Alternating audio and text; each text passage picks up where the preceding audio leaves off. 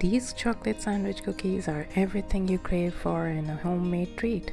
Crisp, rich, chocolate-filled cookies hugging a smooth, melt-in-your-mouth chocolate filling, and comes together with just basic ingredients.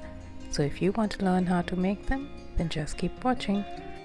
Take a clean medium-sized bowl, and starting with the first ingredient, we will take room temperature semi-melted butter or clarified butter, which is also known as ghee here in India. To this we will add the non-flavored oil. This will give moisture to the cookies. Next, we will add powdered sugar. This can either be home ground or store-bought. And to this we will add hot water.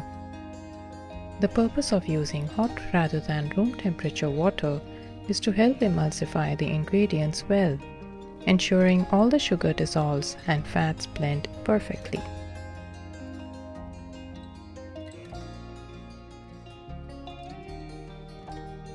Once we have achieved that, we will go ahead and add all the dry ingredients, that is the all-purpose flour, cornstarch,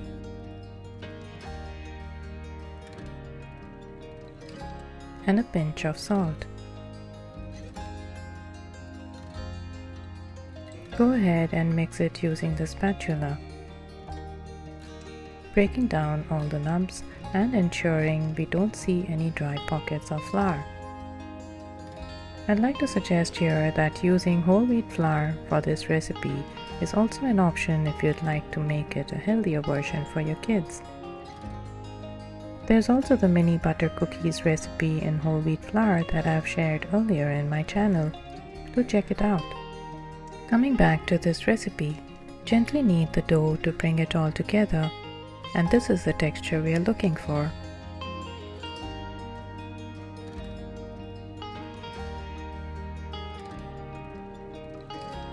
Bring it all together into a somewhat smooth ball of dough.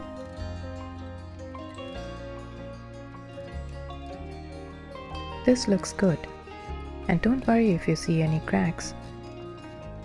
Now allow it to rest for about 15 minutes. This helps the gluten to rest, which has been activated by kneading.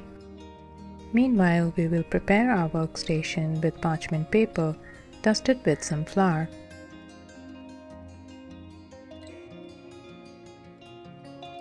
And once the dough has rested well, we will knead it lightly once again and flatten it out to make rolling easier. Remember, the more you knead it, the more difficult it will be to work with, so be gentle.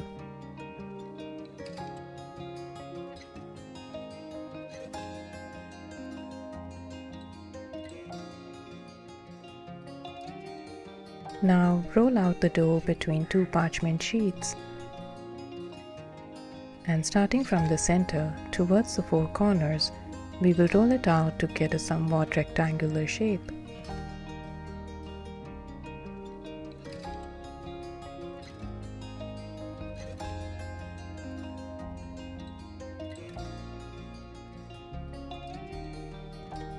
Bring the dough to a thickness of about 1/4 inch, just like I've shown here. Now taking a 2x2 inch square cookie cutter, we will coat it with some flour to help ease out the cutting. I must say, this recipe is so versatile. You can even add spice and herbs to make a savory cracker for your tea party. And you don't even need to use a cutter for that. Simply break it as a whole and break them into shards for a more rustic presentation. And that can easily adorn a party table with some assorted dips too. And what's more, you can even carry it as your on-the-go snack.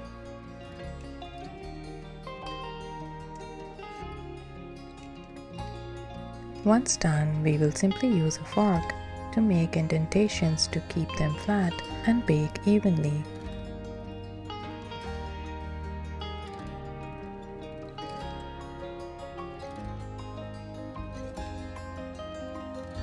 Now, using my favorite tool, the bench scraper, we will gently scoop them out without stretching it.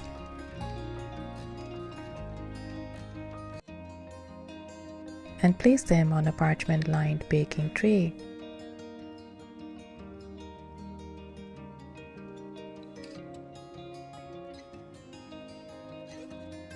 These will not spread on baking, so you can go ahead and place them close to each other on the baking tray. Similarly, repeat the same for the rest. And this will go into the oven for about 15 minutes. But keep a watch as every oven works differently. Using the rest of the dough, we will repeat the same, and in total we can get a batch of about 48 cookies in all.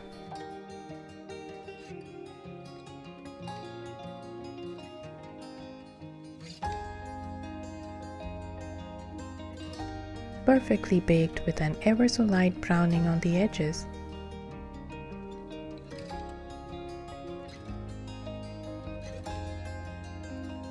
Light and airy, just what we are looking for. Now taking a filling of your choice, I've taken my favorite, the hazelnut Nutella. You can even take a jam filling to go with.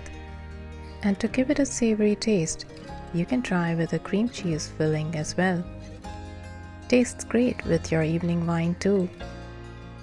But for now, let's just stick to the version for the kids.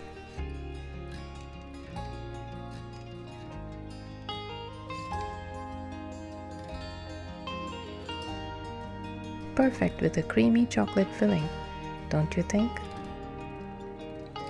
Do let me know what are your suggestions for the filling. Write to me in the comments below. I'd love to hear from you. Similarly, repeat the same for the rest of the cookies. These can be stored in an airtight container for up to a week, but I doubt they'll last that long.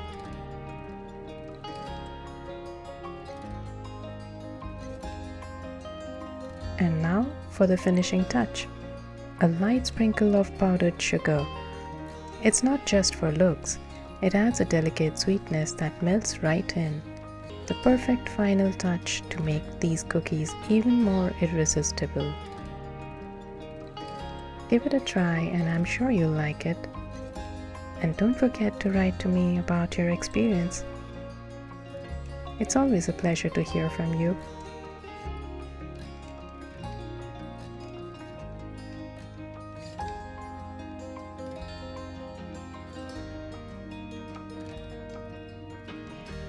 Time to see how they turned out on the inside. Perfect sprinkle of joy on the outside, and that creamy center filling can be just as satisfying in every bite.